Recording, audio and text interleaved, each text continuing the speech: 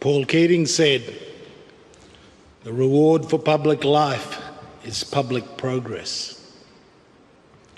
For one born estranged from the nation's citizenship into a humble family of a marginal people, striving in the teeth of poverty and discrimination, today it is assuredly no longer the case. This because of the equalities of opportunities afforded by the Whitlam program. Raised next to the wood heap of the nation's democracy, bequeathed no allegiance to any political party, I speak to this old man's legacy with no partisan brief. Rather, my signal honour today, on behalf of more people than I could ever know, is to express our immense gratitude for the public service of this old man. I once took him on a tour to my village, and we spoke about the history of the mission and my youth under the government of his nemesis, Queensland Premier Joe Bjelke-Petersen. My home was an Aboriginal reserve under a succession of Queensland laws commencing in 1897. These laws were notoriously discriminatory, and the bureaucratic apparatus controlling the reserves maintained vigil over the smallest details concerning its charges. Superintendents held vast powers, and a cold and capricious bureaucracy presided over this system for too long in the 20th century. In June 1975, the Whitlam government enacted the Aboriginal and Torres Strait Islanders Queensland Discriminatory Laws Act. The law put to purpose the power conferred upon the Commonwealth Parliament by the 1967 referendum, finally outlawing the discrimination my father and his father lived under since my grandfather was removed to the mission as a boy, and to which I was subject the first 10 years of my life. Powers regulating residency on reserves without a permit, the power of reserve managers to enter private premises without the consent of the householder, legal representation and appeal from court decisions, the power of reserve managers to arbitrarily direct people to work, and the terms and conditions of employment were now required to treat Aboriginal Queenslanders on the same footing as other Australians. We were at last free from those discriminations that humiliated and degraded our people. The companion to this enactment, which would form the architecture of Indigenous human rights akin to the Civil Rights Act 1965 in the United States, was the Racial Discrimination Act. It was in Queensland, under Bjelke-Petersen, that its importance became clear.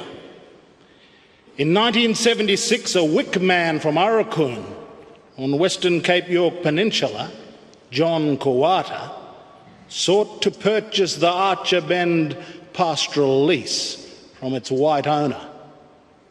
The Queensland government refused the sale.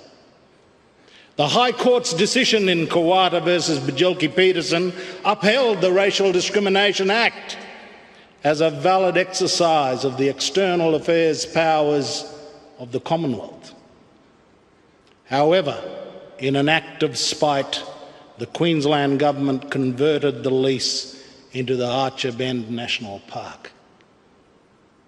Old man Kawata died, a broken man, the winner of a landmark High Court precedent, but the victim of an appalling discrimination. The Racial Discrimination Act was again crucial in 1982 when a group of Murray Islanders led by Eddie Mabo claimed title under the common law to their traditional homelands in the Torres Strait.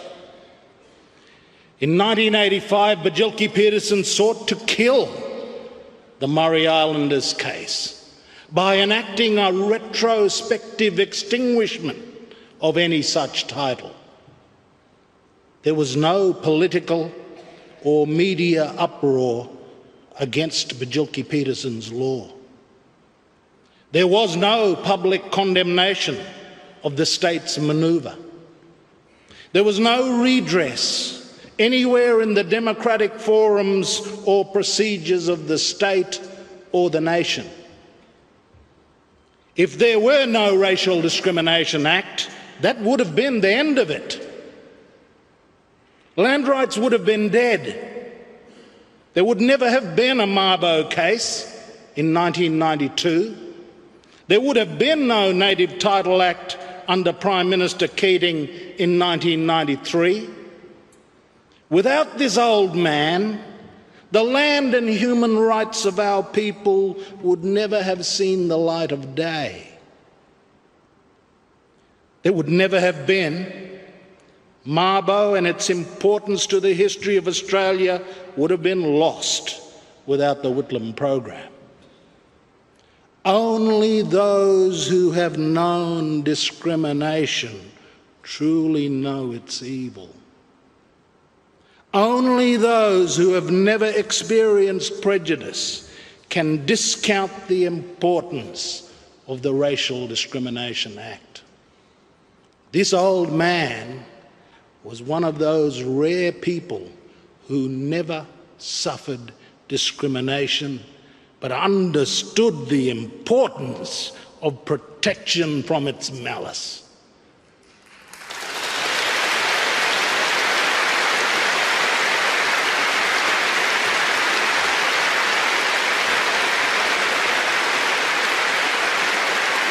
On this day, we well recall the repossession of the Gurindji of Wave Hill, when the Prime Minister said, "Vincent Lingiari, I solemnly hand to you these deeds as proof in Australian law that these lands belong to the Gurindji people, and I put into your hands this piece of earth itself as a sign that we restore them to you and your children forever."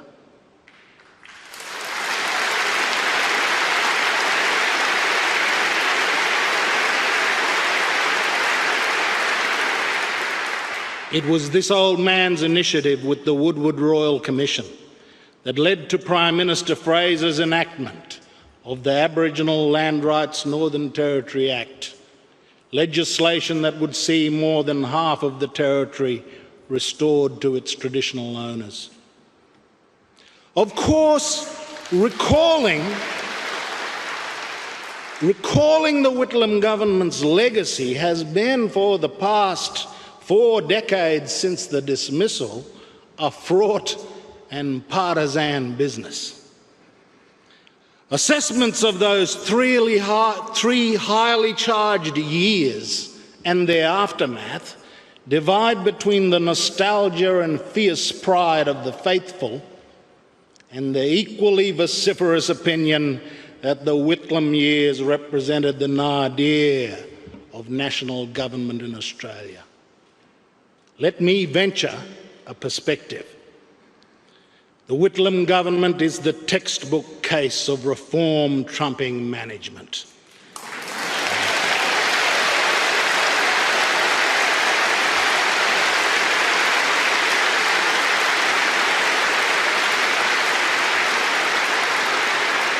In less than 3 years, an astonishing reform agenda leapt off the policy platform and into legislation and the machinery and programs of government, the country would change forever.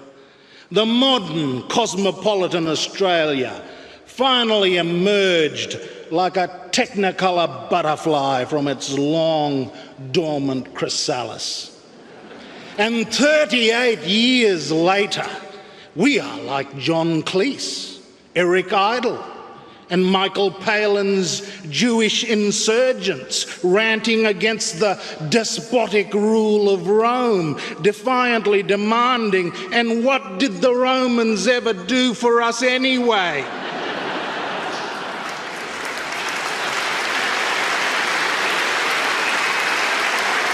Apart from Medibank and the Trade Practices Act, cutting tariff protections, and no-fault divorce and the Family Law Act, the Australia Council, the Federal Court, the Order of Australia, federal legal aid, the Racial Discrimination Act, needs-based schools funding, the recognition of China, the Racial Discrimination Act, the abolition of conscription, the Law Reform Commission, student financial assistance, the Heritage Commission, non-discriminatory immigration rules, community health clinics, Aboriginal land rights, paid maternity leave for public servants, lowering the minimum voting age to 18 years, and fair electoral boundaries and Senate representation for the territories. Apart from all of this, what did this Roman ever do for us?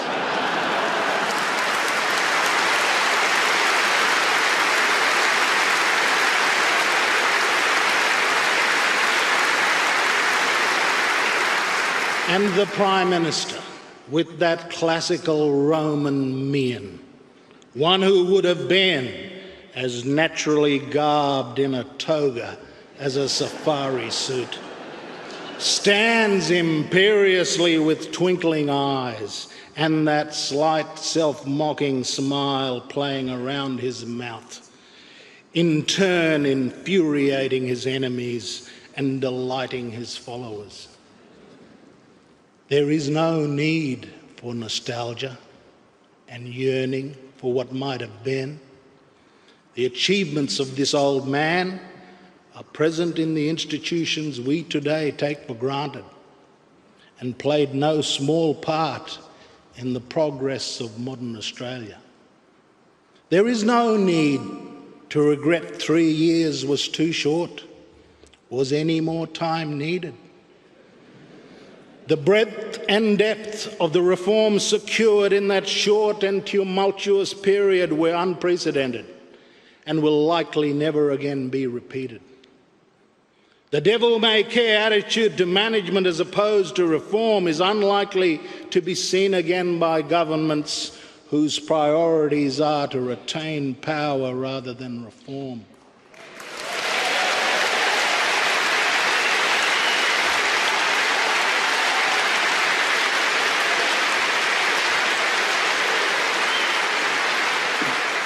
The Whitlam program, as laid out in the 1972 election platform, consisted 3 objectives: to promote equality, to involve the people of Australia in the decision-making processes of our land, and to liberate the talents and uplift the horizons of the Australian people. This program is as fresh as it was when first conceived. It scarcely could be better articulated today. Who would not say the vitality of our democracy is a proper mission of government and should not be renewed and invigorated?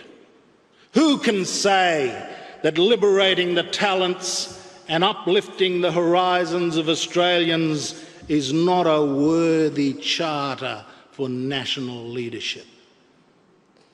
It remains to mention the idea of promoting equality. My chances in this nation were a result of the Whitlam program. My grandparents and parents could never have imagined the doors that opened to me, which were closed to them.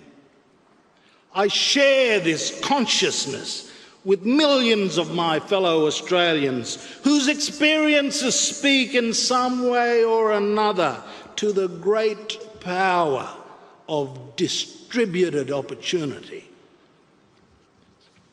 I don't know why someone with this old man's upper middle class background could carry such a burning conviction that the barriers of class and race of the Australia of his upbringing and maturation should be torn down and replaced with the unapologetic principle of equality. I can scarcely point to any white Australian political leader of his vintage and of generations following of whom it could be said without a shadow of doubt he harboured not a bone of racial, ethnic or gender prejudice in his body.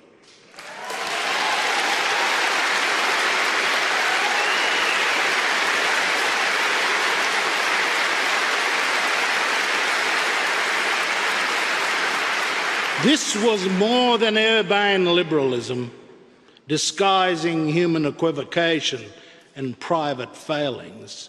It was a modernity that was so before its time as to be utterly anachronistic. For people like me who had no chance, if left to the means of our families, we could not be more indebted to this old man's foresight and moral vision for universal opportunity. Only those born bereft truly know the power of opportunity. Only those accustomed to its consolations can deprecate a public life dedicated to its furtherance and renewal. This old man never wanted opportunity himself, but he possessed the keenest conviction in its importance. For it behoves the good society, through its government, to ensure everyone has chance and opportunity. This is where the policy convictions of Prime Minister Whitlam were so germane to the uplift of many millions of Australians. We salute this old man for his great love and dedication to his country and to the Australian people. When he breathed, he truly was Australia's greatest white elder and friend without peer of the original Australians.